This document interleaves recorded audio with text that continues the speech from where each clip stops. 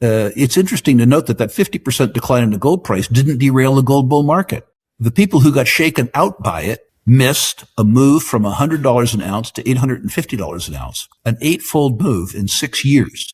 It's a test of character, but that's coming. Make no mistake. Silver unleashes itself as it has now. I expect in the next couple of quarters, since that spread breakout, that probably you're going to see a dynamite move that will drop jaws. It's not going to be incremental. You're going to a new reality. And it wouldn't shock me that it's in several $100s. Rising geopolitical uncertainty and the steady expansion of global debt are increasingly shaping expectations for the gold market, and Rick Rule has described this environment as one where long-term forces matter far more than short-term price swings. According to Rick Rule, the possibility of gold advancing toward the $5,000 level in the first half of 2026 aligns with the ongoing erosion of fiscal discipline across major economies and the growing strain within the global financial system. He has emphasized that such moves should be viewed as part of a broader structural adjustment, not a speculative spike, even though sharp advances can make the market appear overstretched in the short run. At the same time, Rick Rule has been clear that a powerful rally does not eliminate the risk of significant corrections. He notes that bull markets in gold are rarely smooth, often marked by abrupt pullbacks that test investor conviction without undermining the underlying trend. In his assessment, a second-half correction in 2026 would be consistent with historical precedent, particularly if short-term confidence improves or monetary expectations temporarily shift.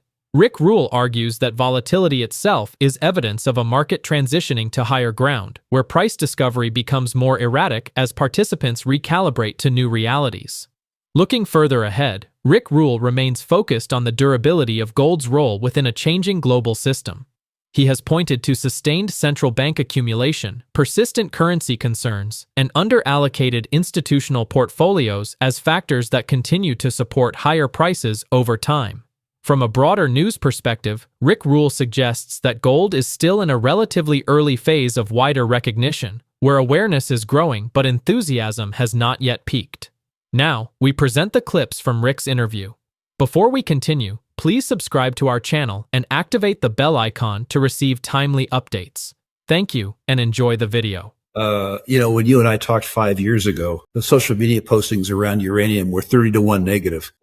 That's just as good as it gets. There's a lot of hate. And I don't see anything that's hated right now, which is too bad. I agree with your assessment. I think that we are in the midst of a precious metals bull market that will be one for the ages, one that will be reminiscent of the 70s when I came in the business.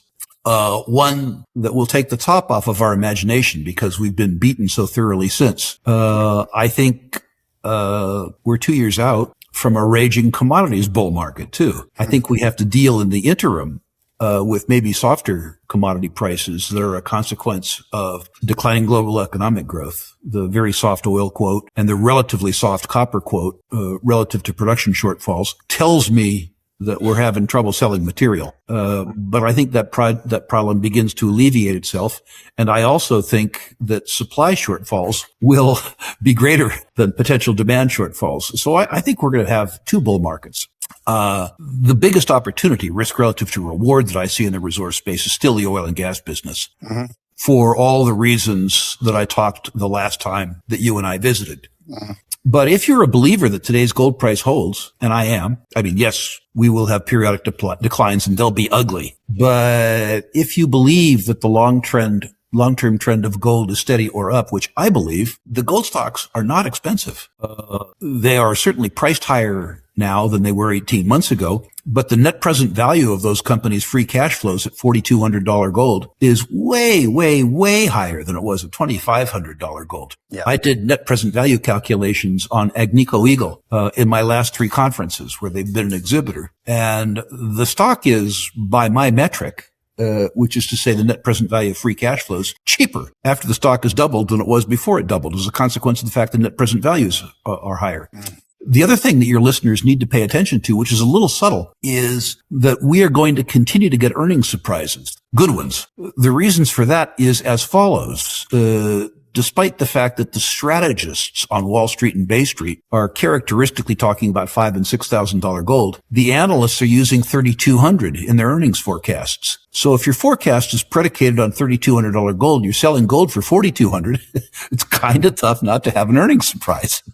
So I suspect the people that have the bigger names, the bigger producers, and some of the intermediate producers are going to have a continuation of last year's positive earnings surprise shocks, which will inure to the benefit of everybody. Now, that's a very cheery note. One of the things that happens when you interview a guy of my age that's been in the market as long as I is I always have to throw the counterpoint in. And I do. Despite the fact that I believe in higher, probably sharply higher nominal gold prices over 10 years, we will absolutely, positively, without a doubt, experience a 25 or 30% price decline at some point in time. I would urge people to study history. In the 1970s bull market, the price of gold went from $35 to $850, an epic run. And in the middle of that, in 1975, the gold price fell by half and the gold equities fell by more. So speculators need to steel themselves temperamentally and financially for volatility. It's interesting to note that 50% decline in the gold price didn't derail the gold bull market. The people who got shaken out by it missed a move from $100 an ounce to $850 an ounce, an 8-fold move in 6 years. It's a test of character, but that's coming.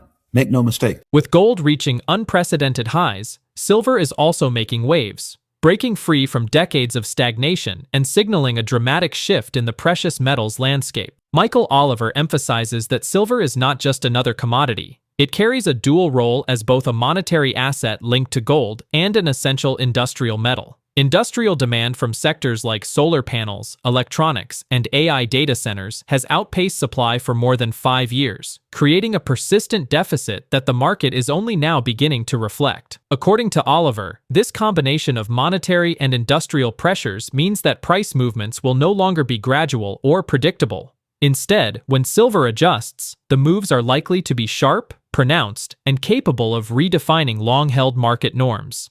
Analysts who rely solely on conventional technical patterns risk underestimating the magnitude of this potential surge. Michael Oliver also points out that silver has a history of explosive gains whenever long-standing ceilings were broken, often multiplying in value within months once structural constraints were overcome. Unlike ordinary market fluctuations, these moves are a correction to years of pent-up demand and, at times, market manipulation. Oliver highlights that the current environment, where industrial shortages intersect with silver's monetary significance, could trigger a similar rapid adjustment, aligning prices with their intrinsic value. As gold continues to push historic highs, the trajectory of silver suggests that investors may be on the verge of witnessing a rare and transformative period where fundamental realities drive extraordinary market performance rather than speculative momentum. Silver ebbs and flows versus gold. It goes up in value, down in value, and you can plot it on a chart. And we do it a little differently. We don't do the ratio. We divide an ounce of silver into an ounce of gold, and we get a percent. And if you go back over 50 years, like to 75, and plot what was the best reading that silver had that year, monthly close, versus gold, what was the peak relative performance reading? And we plot it, okay? Well, back in the 79 to 80 bull market in silver, which was still within that range, the half-century range, of $4 to 50, $4 to 50.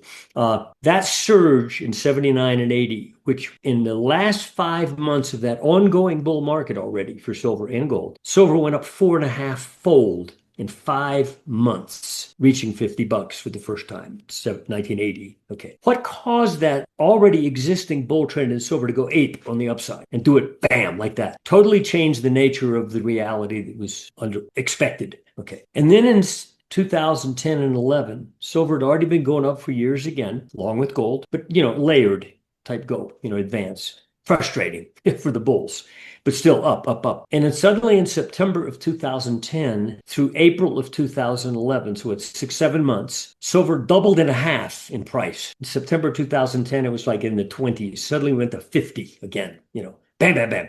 And it did it for years of advance. Suddenly in the last couple quarters, it went crazy. Again, stopping at the top of the old what is now a 50-year range was a 50-year range. What caused that explosion? Why didn't it just go up to those highs in the same manner that it had been going up already? Why did it go crazy? When you plot the spread of silver versus gold during those times, you'll see that there was like a ceiling. I'm talking technically now. On that spread chart, every month you'd plot the difference. And there was like a shallow ceiling that prevailed during that bull market of silver and gold, where silver just couldn't get above a certain level in relation to gold. And suddenly it popped above it. And that would have been in like the summer of 1979. And when it did, that's when the price of silver went berserk, quadrupled in half in 5 months. And then in 2010, it was September of 2010, already going up in price. Silver was in the 20s. And that spread also broke out over a ceiling that any idiot drawing a chart could see if you plot the spread chart the way we do. And boom, in 7 months, it doubled in half. Okay. Same thing happened this time, except even more clear on the spread chart, even a wider base spanning 10 years of ceiling of silver to gold. Couldn't get above that ratio, that percent. And the November close broke out above it. Bam! Suddenly silver goes crazy. That span of time we find in a lot of other markets in those rare periods when a market has been stuck in a range for multiple years, decades. Copper did this, for example.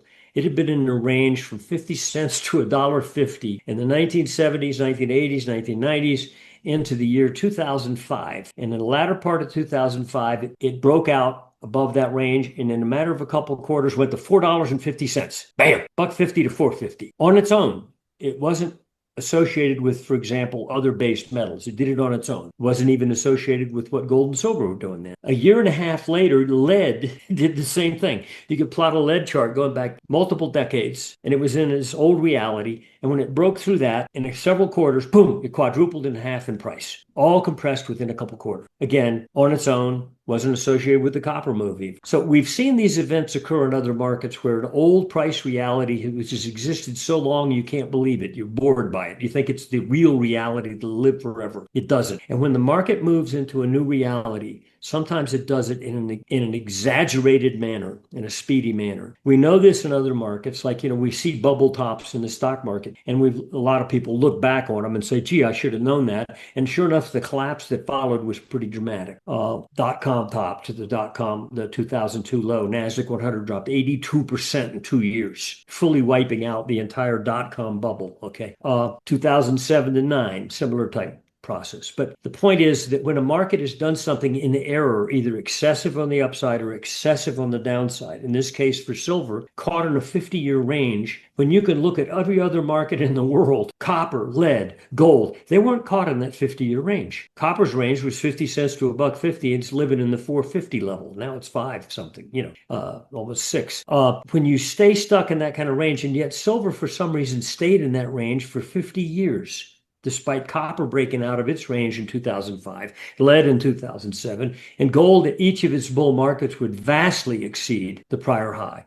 It was $850 in 1980, then it was $1,920, and now it's $4,000, et cetera, where the certain banks and association, possibly with central banks, might have been playing a game to try to keep it capped down for some reason. Ultimately, that failed. Okay, but when silver unleashes itself as it has now, I expect in the next couple of quarters, since that spread breakout, that probably you're going to see a dynamite move that will drop jaws. It's not going to be incremental. You're going to a new reality, and it wouldn't shock me that it's in several $100s.